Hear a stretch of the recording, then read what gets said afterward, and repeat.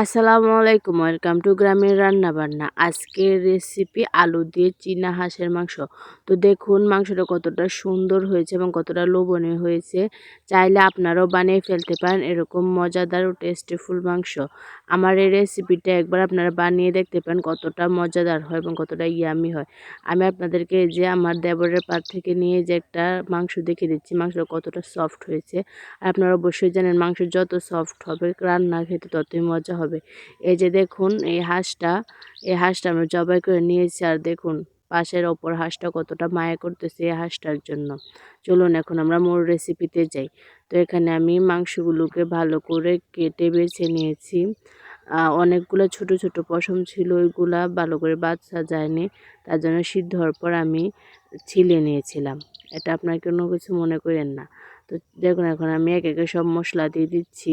2 চামচ হলুদের গুঁড়া, 3 চামচ মরিচের গুঁড়া এবং 1 চামচ জিরার গুঁড়া ও 2 চামচের মতো মাংসের মশলা, 1 চামচ ধনিয়ার গুঁড়া, 2 চামচের মতো আদা রসুন বাটা, তারপর 1 কাপের মতো পেঁয়াজ কুচি, কয়েকটা কাঁচামরিচ এবং 2টা টমেটো কুচি করে নিয়েছি। তারপর এখানে দিয়েছি কয়েকটা দারচিনি, কয়েকটা এলাচ, কয়েকটা লং এবং কয়েকটা তেজপাতা।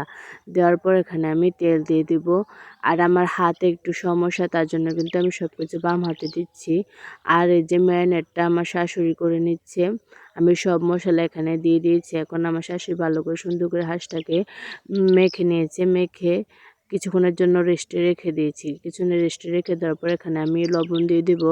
লবণ দিয়ে আমি আবার সুন্দর করে মেখে নেব। আমি আগে লবণ দিইনি, কারণ আগে লবণ দিলে মাংসের উপর পানি উঠে যাবে, তার জন্য আমি লবণ দিইনি।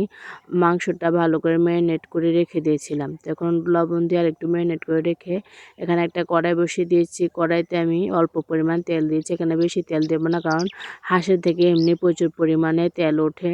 আর এমনিতেও মাখানোর সময় কিন্তু আমি এখানে তেল দিয়ে দিয়েছিলাম। এখন একটা ঢাকনা দিয়ে ভালো করে ঢেকে দেবো। ঢেকে আমি কিছুক্ষণ কষিয়ে নেব। দেখুন কষিয়ে নেওয়ার পর কিন্তু সাইড দিয়ে অনেকটা পানি উঠে গেছে।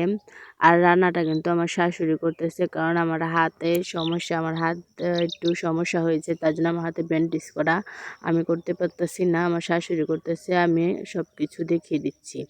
তো এখন এই মাংসটাকে ভালো করে সুন্দর করে কষিয়ে নেব, কারণ আপনার মাংস যত ভালো কষাবেন রান্নাটাও ঠিক ততটাই মজা হবে, ততটাই টেস্টিফুল হবে। দেখুন চারিদিক দিয়ে কত পানি উঠে গিয়েছে এবং তেল ছেড়ে ছেড়ে দিয়েছে। আমি কিন্তু এখানে একটু পানি দিইনি। আপনারা চেষ্টা করবেন এই পানি দিয়েই সিদ্ধ করার জন্য। তারপর এখানে আমি টমেটো সস দিয়ে দিব। যে আপনারা আমার হাতের অবস্থা দেখে বুঝতে পারছেন কি জন্য আমি পারতেছি না, আমার শাশুড়ি করতেছে। তো টমেটো সস দেওয়ার পরে এটাকে আবারও সুন্দর করে ভালো করে কষিয়ে নেব। সুন্দর করে কষিয়ে নেব। কষিয়ে নেওয়ার পর দেখুন কতটা সুন্দর হয়ে গেছে কালারটা। আর ওপর দিয়ে কিন্তু অনেকটাই তেল ছেড়ে ছেড়ে দিয়েছে, আপনারা দেখে বুঝতে পারছেন। আর কালারটা দেখে বুঝতে পারছেন এই মাংসটা কতটা লোভনীয় হয়েছে এবং কতটা খেতে মজাদার হয়েছে। যখন এর মাংসটা 80% কুক হয়ে যাবে, এ পর্যায়ে এখানে আলুগুলো দিয়ে দেব। আমি যেহেতু আলু দিয়ে এই মাংসটা রান্না করতেছি, তো আমি এখানে আলুগুলো মাঝারি করে কেটে নিয়েছি। কেটে এখানে দিয়ে এখন আমি আলুটাকেও ভালো করে কষিয়ে নেব। আর আলুটাও যেহেতু সিদ্ধ হতে সময় লাগবে, আর এখানে ঝোলও বেশি নেই, নিচ দিয়ে কড়াইতে লেগে লেগে যাচ্ছে, তার জন্য এখানে পানি দিয়ে দিচ্ছি। আপনারা অবশ্যই এখানে গরম পানি দেওয়ার চেষ্টা করবেন। গরম পানি দিলে মাংসের ফ্লেভারটা নষ্ট হবে না। তো এই যে দেখুন আমার মাংসটা কিন্তু অনেকটাই কষানো হয়ে গিয়েছে। আস্তে আস্তে কিন্তু আমি মাংসটাকে ভালো করে কষিয়ে নিচ্ছি। অবশ্য আমি কষাচ্ছি না, আমার শাশুড়ি কষাচ্ছে, আমি পাশে বসে শুধু ভিডিও করছিলাম আর দেখে দিচ্ছিলাম যে কোন সময় কি করতে হবে। তো এই যে দেখুন এখন মাংসটা অনেকটা কষানো হয়ে গেছে, আলুটা এখানে এখন আমি বেশি পরিমাণে অনেকটা পরিমাণে পানি দিয়ে দিব। পানি দিয়ে আমি মাংসটাকে ভালো করে সিদ্ধ করে নেব।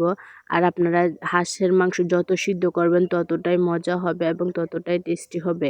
হাঁসের মাংস যদি ভালো করে কষানো হয় এবং ভালো করে সিদ্ধ করা হয়, তাহলেই কিন্তু মাংসের স্বাদটা আরও দ্বিগুণ হয়ে যায়। তো আপনারা 300 ফিট গিয়েও এরকম মজার হাঁস খেতে পারবেন না। আমি এই হাঁসটা যে রান্না করেছি, আপনারা এরকমভাবে একবার রান্না করে খেয়ে যে ফ্লেভারটা পাবেন, আপনারা 300 ফিটে বড় বড় রেস্টুরেন্টে গিয়ে ওরকম মজা পাবেন না। আপনারা একবার বাসায় ট্রাই করে দেখতে পারেন, কতটাই মজাদার হয় এই রান্নাটা।